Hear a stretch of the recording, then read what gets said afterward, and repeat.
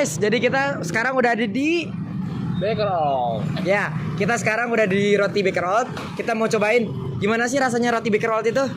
Cuy, lu udah penasaran belum sih, cuy? Penasaran banget sih, Dim. Ya udah, langsung aja kita beli yuk. Ayo. Gas. Sekarang kita udah di roti Baker Old ini. Sekarang langsung aja. Nah, Kak, ini ada rasa apa? Ini ada roti rasa coklat, keju, original, vanilla, sama pisang. Oh, yang biasanya recommended di sini apa ya, Kak? Rasa coklat. Kalau harganya berapa sih, Kak? Harga satuannya 6.000, kalau harga paketan 3 piece 15.000. Rasanya mix. Cuy, lu mau beli nggak, cuy?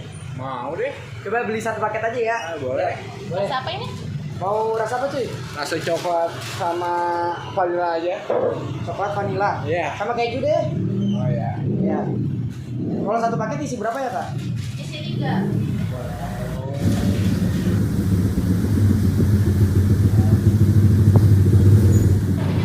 Nah, Wah, makasih, Kak. makasih ya, Kak. Iya. Nah, Rotinya udah ada.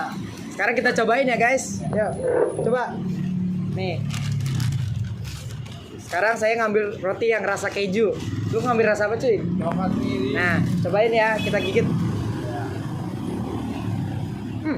Enak banget, cuy. Iya, Dim. Enak banget, Dim. Ya, coba. Coklatnya berasa banget, Dim. Dengan harga segini, worth it banget sih, Dim. Worth it sih ini. Jangan lupa kalian beli ya, guys, rotinya. Di mana, cuy? Jadi, jadi loh. Nah, nanti kita tulis alamatnya di sini ya, guys. Guys, ini roti kejunya enak banget, guys. Sumpah deh. Nih, lihat. Kalian lihat tuh ya. Rotinya tuh kejunya mulai apa ini namanya, cuy? Meleleh gitu, guys. Enak banget, melt gitu. Kalau yang coklat gimana, cuy? Nah, coklat juga enak jadi coklatnya kayak nggak abal-abal, premium banget. Tuh, banyak lagi coklatnya. Harga 6.000 sendiri coklatnya. Worth it ya, cuy? Worth it parah. Worth it parah. Ya, Kak, saya udah mulai tertarik dengan roti-roti ini. Saya boleh tanya lebih dalam lagi nggak sih, Kak? Boleh mungkin besok ya langsung ke ownernya. Oh, baik. Siap. Terima kasih ya, Kak. Ya. Oke, guys, mungkin untuk hari ini kayak gitu aja. Kita lanjutin besok ya. Halo guys, balik bertemu lagi lagi bersama gua Samuel. dan gua Dimas, Pada hari ini kita bakal wawancara salah satu pemilik usaha dari roti Baker Old, dan kita sekarang sudah ada sampai di rumahnya, guys. ayo ikutin keseruannya. Yuk, ayo guys. Oke. Permisi. Assalamualaikum. Salam. Hei, Dari mana ya? kita dari SMA 11 nih, Bu. Kita mau bikin video tentang bertanya-tanya dengan Ibu tentang usaha Ibu. Boleh nggak, Bu? Boleh, Boleh. silakan. Yuk, kita masuk ya, guys. Oke guys, sekarang kita sudah bertemu nih sama pemilik dari Baker Old. Ibu izinkan saya memperkenalkan diri. Perkenalkan, nama saya Samuel Sebastian dari SMA 11 dan teman saya. Dan saya Dimas Bagus Terabian dari SMA 11 juga. Dan Ibu silakan perkenalkan terlebih dahulu. Saya Ririn, pemilik outlet Baker Old roti kopi yang ada di daerah Jatiluhur, Jatirangga, Jatisari, dan Jatirangon. Baik. Oke, kita mulai dari pertanyaan pertama ya, Bu. Iya, silakan. Oke. Jadi yang pertama ini saya punya pertanyaan, sudah berapa lama Ibu memiliki usaha Baker Old?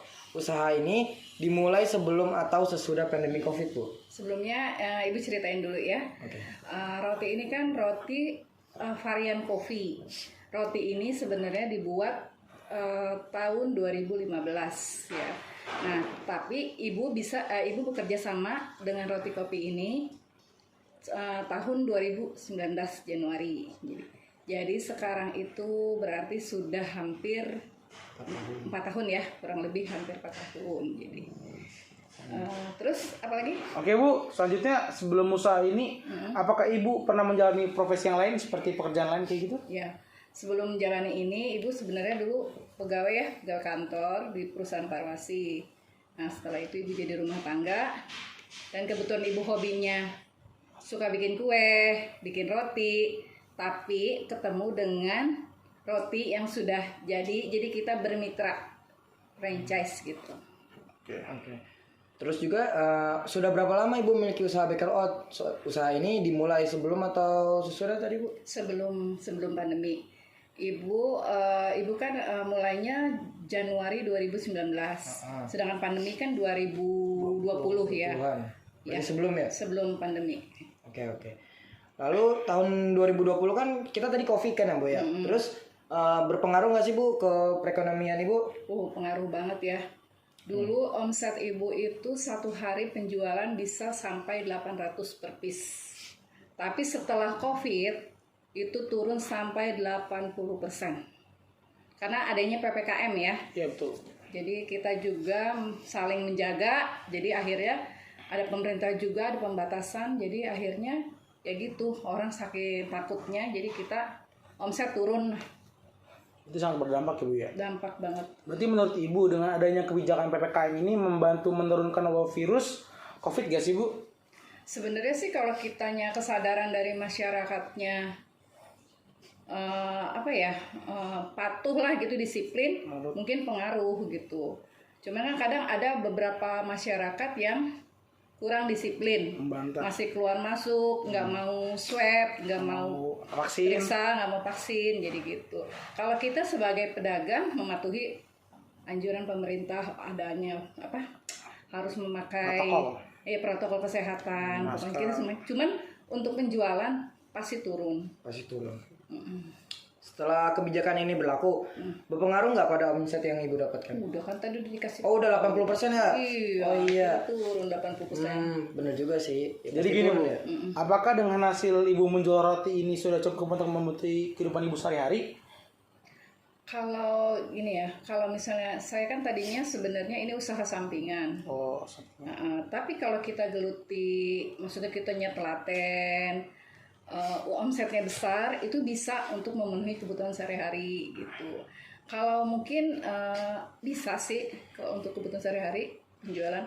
Tapi mungkinnya sekarang kan setelah COVID ini dan bertambah banyaknya outlet, otomatis penjualan turun.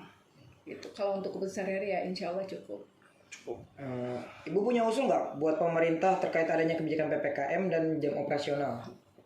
Oh ini masih dampaknya COVID ya. Kalau dulu ya maksudnya apa tadi lupa. Punya usul buat pemerintah terkait adanya kebijakan? Ya sebenarnya usulnya ya pemerintah harus gimana ya, harus lebih banyak penyuluhan lah ke masyarakat agar disiplin aja untuk menjaga protokol kesehatannya gitu. Nih Ibu, sekarang kan kita tren-trennya tuh kalau orang-orang pada mager, pada kayak males keluar, kalau mau beli makanan kan sekarang tuh ada yang namanya ojek online. Apakah Ibu sudah menggunakan layanan kayak gitu untuk memesan roti Ibu? Ya. Sudah. Nah, kalau faktor yang mendorong Ibu buat pakai Gojek itu apa Bu? Faktornya Iya. untuk mempermudah orang yang mager itu. Oh. Gitu, mempermudah. Jadi apalagi kalau misalnya kendalanya hujan. Yang mager itu deh, males gerak.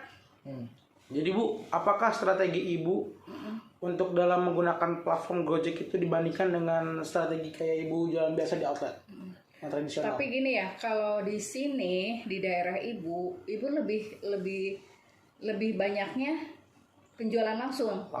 Iya, karena mungkin kita lihat daerah dulu ya. Mungkin kalau untuk daerah-daerah yang komplek besar, yang karena kita di daerahnya ini masih banyak pemukiman warga yang biasa lah ya, ukurannya itu lebih baik penjualan langsung, omsetnya lebih tinggi dibanding online.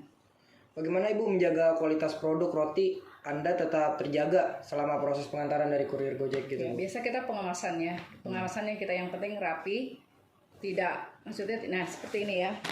Nih pengemasannya nanti kita packing lagi yang bagus. Jadi kita usahain ke pengemudi Gojeknya supaya kita bisa biar nggak penyok, gimana caranya. Terus ada juga pakai kemasan yang bentuknya dus supaya rapi gitu aja.